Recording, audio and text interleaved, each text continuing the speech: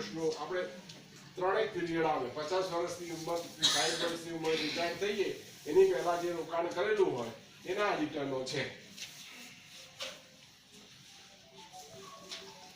SIP ની amount કેવી રીતે નક્કી કરવી આપણે કે કેટલી હોવી જોઈએ કે 1 લાખ રૂપિયા કરતા હોય તો આપણે 4 માં ડિવાઈડ ના કરીએ અને 8 માં અને 10 માં ડિવાઈડ કેટેગરી હું બતાવું આની ઉપર આવી ગયો તો બતાવ કેટલી કેટેગરીઓ છે લગભગ 16 થી 17 કેટેગરી છે.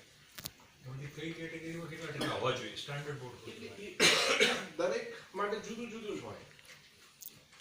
સ્ટાન્ડર્ડ વસ્તુ છે એવું કઈ ના એ આપણી ઉપર જ ને એડવાઇઝર ઉપર જ આધાર પણ એવરેજ 15 વર્ષનું સ્મોલ કેપમાં રહી તો વધારે છે તો બધું સ્મોલ કેપ ના કરાય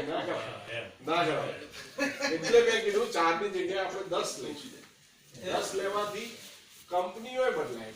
સ્મોલ કેપ હોય પણ બે જાતની કંપનીના સ્મોલ કેપ એટલે એક ફંડ જે મેનેજ કરતો હોય 50 કંપનીઓ બીજો 50 બીજી કંપની લઈને બેઠો એટલે કુલ તો 4000 કંપનીઓ છે એટલે આપણે એની અંદર સરખું ડિવાઈડ થાય કે માં અમે કામ કરીએ એટલે વાંધો નથી આવતો. એવું કોઈ મ્યુચ્યુઅલ ફંડ ખરો કે જેના પૈસા 100% ફોરેન ની અંદર સ્ટોક માર્કેટમાં એવું કોઈ છે એ કઈ કેટેગરી છે શું એ મ્યુચ્યુઅલ ફંડ જ છે એનું નામ ખરું કોઈ એના લાઈક કોકા એની સ્ક્રિપ્ટ એની અંદર જ્યારે પણ કોઈ એએમસી પોતાનું એનએફઓ ન્યૂ યુનિટ ફંડ બહાર પાડે તો એની અંદર લખેલું હોય કે અમે કઈ કઈ કંપનીઓમાં કયા સેક્ટરમાં કેટલા પર્સન્ટેજથી કામ કરીશું. સૌથી વધારે ફાયદો 50 કંપનીમાં વહેંચી જવાય ને 2% થી વધારે લોકોનું એવરેજ જવા જ નથી દેતા. એટલે 50 કંપનીમાંથી જો 5 કંપનીઓ ઉઠી ગઈ ભલે એવું નથી થતું કારણ કે એએમસી વાળા જાગૃત હોય છે પણ 5 કંપનીઓ ઉઠી ગઈ તો આખું ફંડ ના જતું 2% લેખે 5% 5 કંપનીના 10% સુધી જ માઇનસ થાય. બીજું કે એકદમથી એ ઝીરો નથી થઈ જવાના એટલે એટલું બધું લોસ ના જાય. માર્કેટમાં અફવા ફેલાય કે તો સાચી વાત હતી તો એની સામે એટલે ફંડ મેનેજર જાગતા હોય તો એના 2-3% નુકસાનમાં જે લોકો 10,000ની એસઆઈપી કરો તો you can easily go for retirement in white.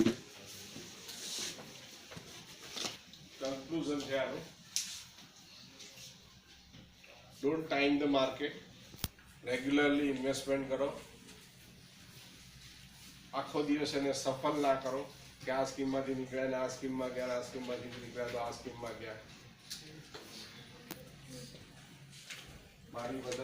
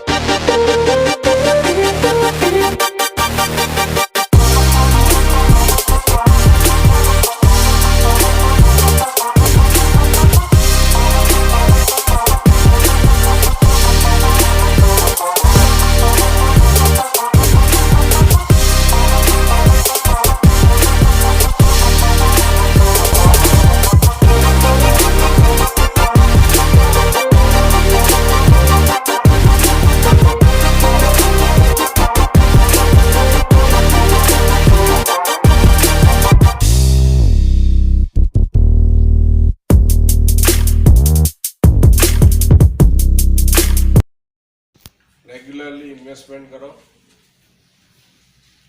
આખો દિવસ એને સફળ ના કરો કે આ સ્કીમમાંથી નીકળ્યા ને આ સ્કીમમાં ગયા આ સ્કીમમાંથી નીકળ્યા તો આ સ્કીમમાં ગયા. મારી